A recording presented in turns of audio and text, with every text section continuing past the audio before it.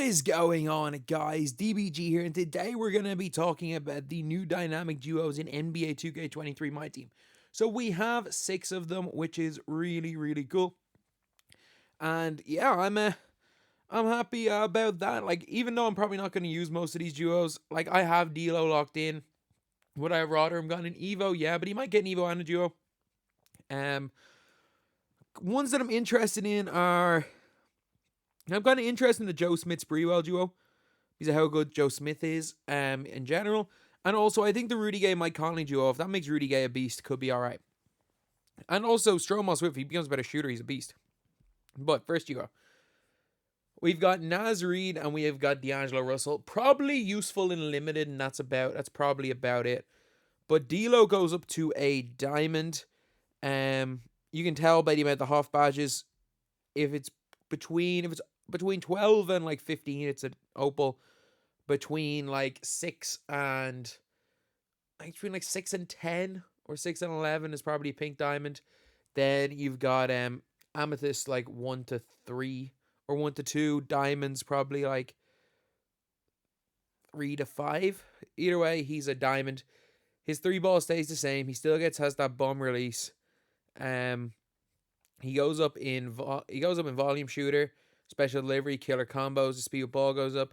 So he's not great, but if it turns Naz Reid into like an absolute beast of a limited center, it could be interesting. So Naz Reid turns into an amethyst. His 3 ball's still 81. He has the 82 speed.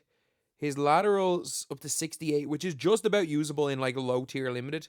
Like for this week in limited, I don't know actually what it is. By the time this video's out, it's gonna be new requirements. But he would have been good at power forward last week. So this duo I would still just use any old shooter and like a taco if it's the requirements of last week, but still not the worst thing in the world. But then we've got Shea Gilgeous-Alexander, who turns into a pink diamond with Lou Dort. 88 3 ball, 93 lateral, but he does go and get Hall of Fame fast switch fearless finisher. He gets handles for days, killer combos, and pluckable in Hall of Fame. To be fair, they're all badges that on gold are like almost as good. And then we've got Lou Dort. And Lou Dort becomes an amethyst. Okay.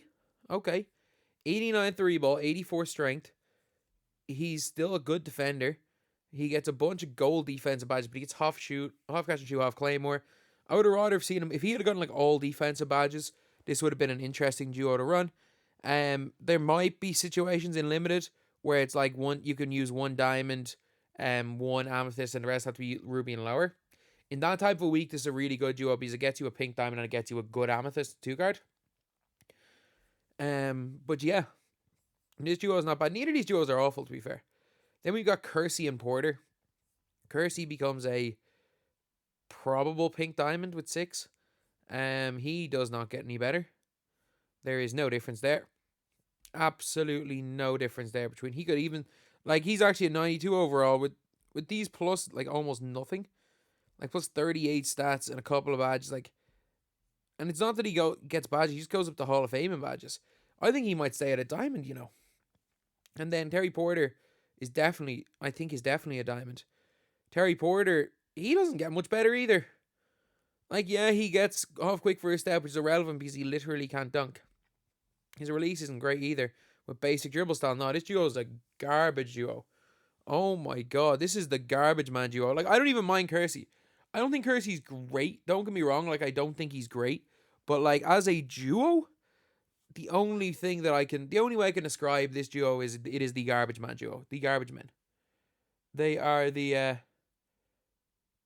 garbage men. But the other 2 duos are fine. Then we got Spreewell and Joe Smith, the only one that I really care about because Joe Smith already plays. And if Spreewell goes to like a high pink diamond, he could be nice.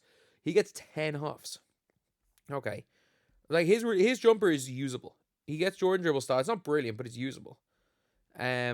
He's at 93 by 89 speed, good defense, 95 driving dunk, catch and shoot, corner special, scream, shoot, midi magician. None of his extra huffs I'm that hyped about. He's still only a silver, quick first step and gold clamp breaker. No range or agent 3s.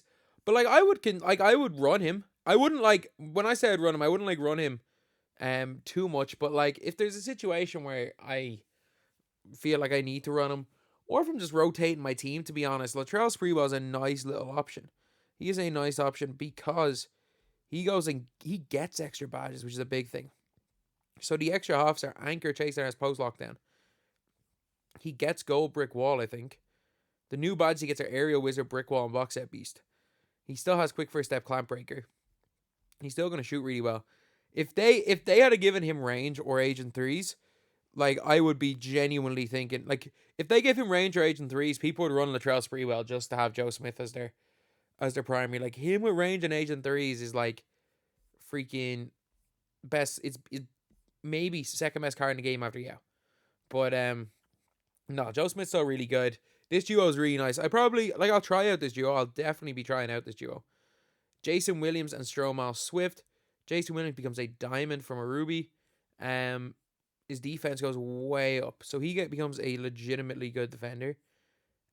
Clamps, challenger, ankle braces, Bela, ankle breaker, hyperdrive. Can't dunk, but still, like if his release is good, which I don't know if it is, he'll still at least be competent. And Stromal Swift has to get the boost to his 3-ball. He just has to. Like Stromal Swift can do everything else. Like he has no flaws. Like his stats aren't that different than like a Lamar Odom that came out today. The full swing's a really good release. He can't really dribble, but if he gets like an 85 3-ball, like he hits 5 hoffs. Oh, come on. He gets no better.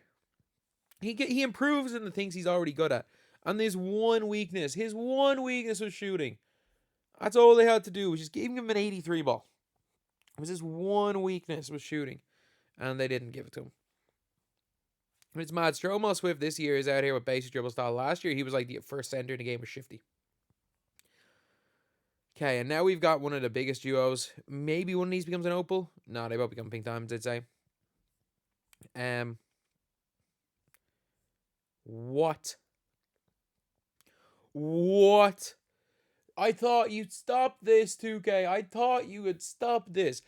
He's only goes up in overall because you bumped his shot IQ, a stat that doesn't do anything. You gave him 95 shot IQ, stamina plus 7. Okay, yeah, that's good. But 88 stamina was actually that pro was pretty rough. But you gave him a hustle boost, a free throw boost, and a shot IQ boost. I get it. He's got now catch and shoot, more gold badges. But like, why would anyone ever use Mike Conley? Like he's not got a good release, and he's 6'1". Why would anyone use him? Like, I wish they go back to what they used to do in like 2K17, where it was like if somebody was bad at one thing, the duo made them good at it.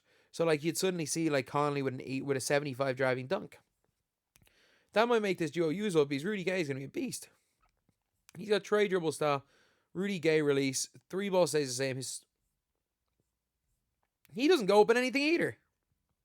Plus 29 total stats.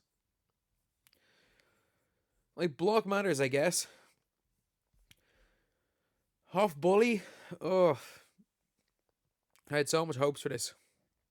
Duo. The only one, I can see myself using the Joe Smith Latrell Sprewell duo, and then, depending on the weekend limited, I wouldn't be surprised if I occasionally ran the Lou Dort and Shai Gilgeous-Alexander duo, or the Naz Reid D'Lo duo. The Naz Reid D'Lo duo is interesting. Probably less likely to use this one than this one, because of how good Shai is and how bad D'Lo is. But with how good Shai is, this duo might be used. The rest of them, like this is the garbage men duo. This duo, both players, like both of these players are okay, but neither of them get better. And then Stromal Swift and Jason Williams, like, don't think there's any point in really using that. But just whatever you do, don't use Terry Porter and Jerome Kersey. That duo sucks.